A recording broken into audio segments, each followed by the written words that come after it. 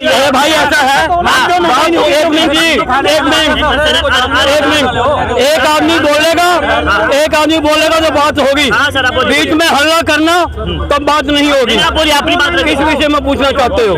आपको नहीं लगता कि महंगाई है देश में? बिल्कुल महंगाई नहीं है, महंगाई नहीं है। हाँ, लेकिन युवा कह रहे हैं कि रोजगार नहीं मिला। एक मिनट जी, देश के अंदर 137 किलोमीटर सड़क रोज बन रही है, नए नए एयरपोर्ट बन रहे हैं, नहीं जो बीच में मत बोलिए, आप बीच में मत बोलना 35 किलोमीटर रेलवे लाइन बिछाई जा रही है, नए नए एम्स बन रहे हैं, क्या वो बिना रोजगार दिए बन रहे हैं? वहाँ आदमी काम नहीं कर रहे।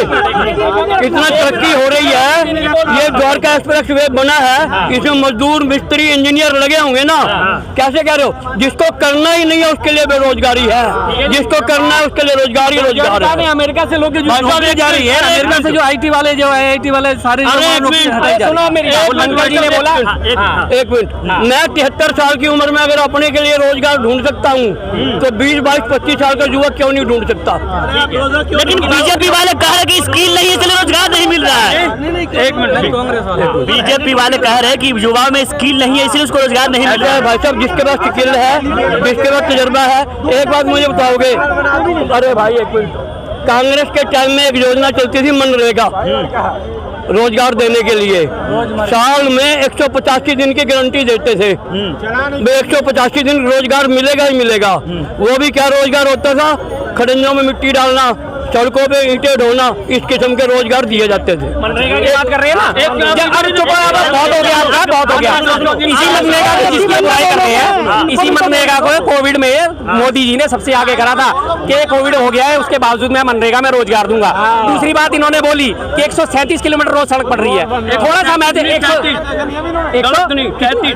137 आपने बोला था? अच्छा, 137 बोला था। चलो 3 या 9, यानी कि 900 किलोमीटर महीने की हो गई। 12 में 108-10,000 किलोमीटर एक साल में हो गई। 9 साल में कितने हो गए? 1 लाख किलोमीटर सड़क बनी है। 91,000 से आज 1,21,000 किलोमीटर, मात्र 31,000 किलोमीटर की सड़क बनी है। और उसमें भी चलाकी क्या है?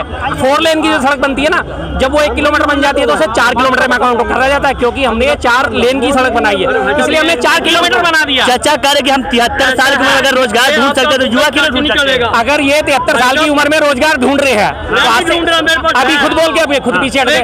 ढूंढ रहे हो, मेरे पास है तो आया हूँ, लेकिन युवा के पास नहीं है ना। रोजगार करने आया हूँ ना, है रोजगार तो आया हूँ, लेकिन युवा के पास नहीं है। 10 बार बता चुका हूँ। अच्छा, नहीं मुझे बता दो, मैं आपसे बात कर रहा हूँ। रोजगार जो लाइक है उसके बाद अभी आपने कहा ढूंढ रहा हूँ, अभी आप कह रहे हैं कि मेरे पास रोजगार है। ये खुद अपनी बातों में उलझ जाते हैं। मेरे हाथ में मेरा काम है, सबके हाथ में सबका काम है।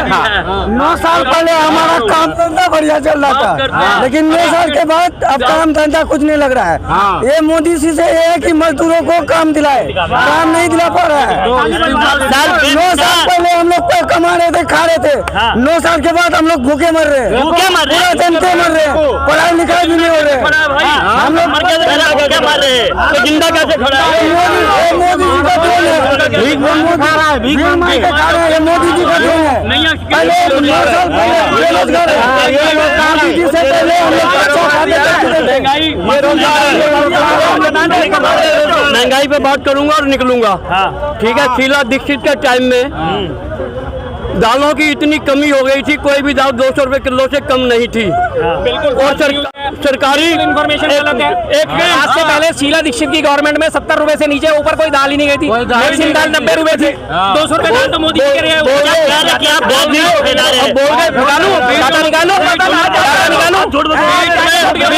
अरे बीच में मत क्या करो, बात पूरी हो जाए, बात पूरी हो जाए फिर बोलो। की कमी हो गई थी, बात पूरी हो जाए फिर बोलो। शीला दीक्षित का टाइम में गली गली टेम्पू लगा के आलू प्याज और दालें बेची गई है। और के दाल 220 रुपए किलो। प्याज की बात ये जो कह रहे हैं, प्याज का जो प्राइसेज आया था वो 98 में आया था, ये बीजेपी की गवर्नमेंट थी, तब ये 98 में प्याज 50 रुपए किलो बिकी थी। जो सफल के बूथों में, अरे सुन लो यार, अब सफल के बूथों पे, मदर डेयरी के बूथों में, और जो ये नेफेड वालों ने प्याज बेची बेची थी, वो 50 रुपए किलो बेची थी। 98 की बात है, जिसकी वजह से पूरी की पूरी बीजेपी गवर्नमेंट पलट गई थी।